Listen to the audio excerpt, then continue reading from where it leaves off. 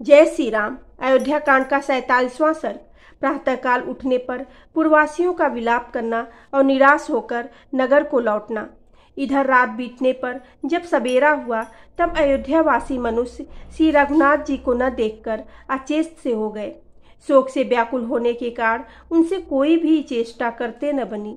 वे शोक जनित आंसू बहाते हुए अत्यंत खिन्न हो गए और इधर उधर उनकी खोज करने लगे, परंतु उन दुखी पूर्ववासियों को श्री राम किधर गए इस बात का पता देने वाला कोई चिन्ह तक नहीं दिखाई दिया। बुद्धिमान श्री राम से विलग होकर वे अत्यंत दीन हो गए। उनके मुख पर विषादजनक वेदना स्पष्ट दिखाई देती थी।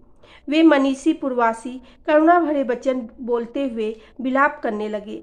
हाय, हमारी उस निद्रा को धिक्कार है जिससे अचेत हो जाने के कारण हम उस समय विशाल वक्ष वाले महाभाव श्री राम के दर्शन से वंचित हो गए हैं, जिनकी कोई भी क्रिया कभी निष्फल नहीं होती। वे तापस वेशधारी महाभाव श्री राम हम भक्त जनों को छोड़कर परदेश में कैसे चले गए। जैसे पिता अपने औरस पुत्रों का पालन करता है, उसी प्रकार जो सदा हमारी रक्षा करते थे वे ही रघुकुल श्रेष्ठ श्री राम आज हमें छोड़कर वन को क्यों चले गए। अब हम लोग यहीं प्राण दे दें या मरने का निश्चय करके उत्तर दिशा की ओर चल दें। श्री राम से रहित होकर हमारा जीवन धारण किस लिए हितकर हो सकता है। अथवा यहाँ बहुत से बड़े बड़े सूखे काठ पड़े हैं, उनसे चिता जलाकर हम सब लोग उसी में प्रवेश कर जाए। यदि हमसे कोई श्री राम का वृत्तांत पूछेगा तो हम उसे क्या उत्तर देंगे। क्या हम यह कहेंगे कि जो किसी के दोष नहीं देखते और जो सबसे प्रिय वचन बोलते हैं, उन महाबाहु श्री राम जी को हमने वन में पहुंचा दिया है। हाय, यह अयोग्य बात हमारे मुख से कैसे निकल सकती है। श्री राम के बिना हम लोगों का लौटा हुआ देखकर स्त्री बालक और वृद्धों सहित सारी अयोध्या नगरी निश्चय ही दीन और आनंदहीन हो जाएगी। हम लोग वीरवर महात्मा श्री राम के साथ सर्वदा निवास करने के लिए निकले थे, अब उनसे बिछुड़कर हम अयोध्यापुरी को कैसे देख सकेंगे। इस प्रकार अनेक तरह की बातें कहते हुए वे समस्त पूर्ववासी अपनी भुजा उठाकर विलाप करने लगे। वे बिछड़ों से बिछड़ी हुई अग्रगामिनी गांवों की भांति दुख से व्याकुल हो रहे थे।